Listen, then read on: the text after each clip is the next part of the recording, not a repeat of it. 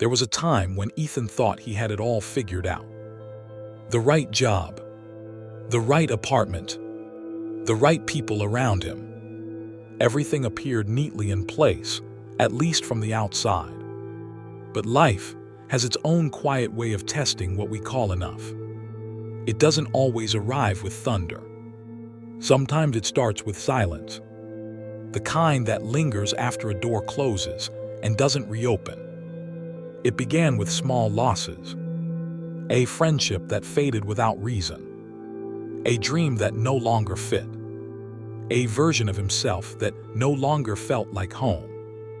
And then, as if the universe decided he hadn't learned enough from the whispers, it all came crashing down at once. The job, the relationship, the certainty. Gone. The world around him didn't stop, but his did. Mornings became heavier. The air felt thicker. Even the light through his window seemed distant, as if afraid to touch him. He'd sit for hours, staring at the dust floating through a beam of sunlight, wondering how something so small could keep moving when he couldn't. People told him it would get better, they always do. But no one tells you what to do when better doesn't come. When the days blur into each other. When your heart beats but you don't feel alive. Ethan learned that pain doesn't always scream. Sometimes it whispers. Stay still, don't move, don't try. At first he listened. He let the world move without him. Let his coffee grow cold. Let messages pile up unanswered. He told himself he just needed time. But time on its own doesn't heal. It only waits for you to start moving again. One evening, he found himself on the kitchen floor. Not crying, not angry, just empty. The hum of the refrigerator was the only sound.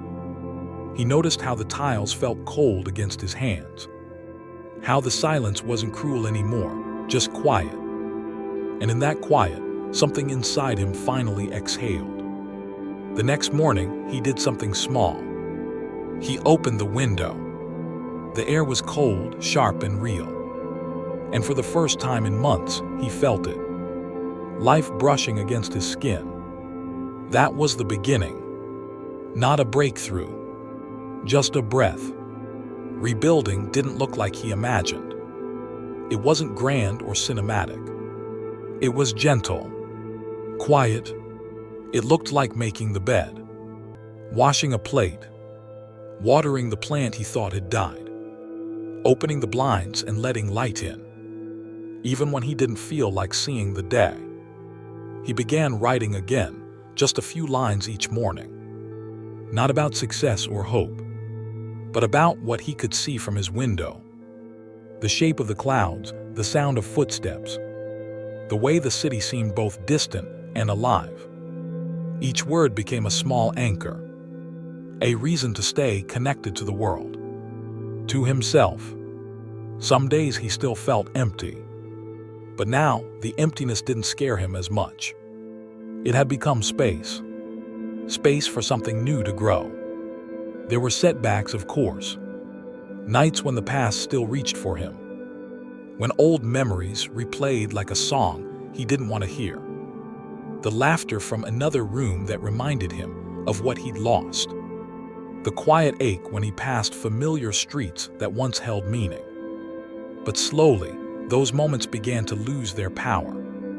Not because they stopped hurting, but because he stopped fighting them. Ethan learned that healing isn't about forgetting. It's about forgiving the parts of yourself that couldn't do better when you didn't know how. It's about looking at the ruins of your old life and realizing maybe not everything was meant to survive the storm. One evening, while sorting through a drawer, he found an old photograph. Him smiling beside someone who no longer called. He didn't cry this time. He simply looked and whispered, "Thank you for what was," then placed it back gently, as if closing a chapter without anger. He started walking again, not to escape but to arrive. The park near his apartment became his quiet sanctuary. He'd sit beneath the same old oak tree, coffee in hand, and watch people pass by, laughing, rushing, living. He began to notice things he never had before. The way light filtered through leaves, the small dog that always chased pigeons, the smell of earth after rain. It was as if the world had been waiting for him to notice it again.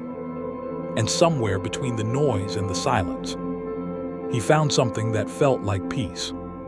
He started cooking again. Nothing fancy, just meals that reminded him of home. He called his mother more often. He even laughed once, really laughed, and caught himself off guard by the sound. One evening, as the sun set low and painted the sky in muted gold, he caught his reflection in a cafe window. For a moment, he didn't recognize himself. Not because he looked broken, but because he looked real. There was no armor left. No need to pretend. Just a man who had lost everything and was still here. And that's the quiet power of gentle rebuilding. It doesn't demand attention. It doesn't announce itself. It's the small, steady decision to keep showing up, even when no one's watching. It's the courage to create something soft, out of something shattered. Months later, his apartment didn't look like the one he lost everything in. The walls were bare, but the air felt lighter. There were new books on the table, a few plants by the window, a photograph of the sunrise, the one he took on the first morning he decided to start again. Sometimes he'd catch himself smiling for no reason. Other times he'd still feel the ache. Both were fine. Both were real. Because rebuilding isn't about erasing the past. It's about learning to live beside it. Ethan never became the man he once dreamed of being. He became someone softer. Someone who could sit in silence without needing to escape it. Someone who knew that strength isn't in how loudly you rise, but how gently you begin again. And maybe that's what healing really is. Not the grand return to who you were, but the quiet becoming of who you're meant to be. The quiet power of gentle rebuilding. Because sometimes the softest beginnings come after the hardest endings. And if you're walking that road right now, you're not alone. There's a quiet strength growing in you too, even if you can't see it yet. Subscribe to the Tailies Beyond Word, and let's keep walking this healing journey together.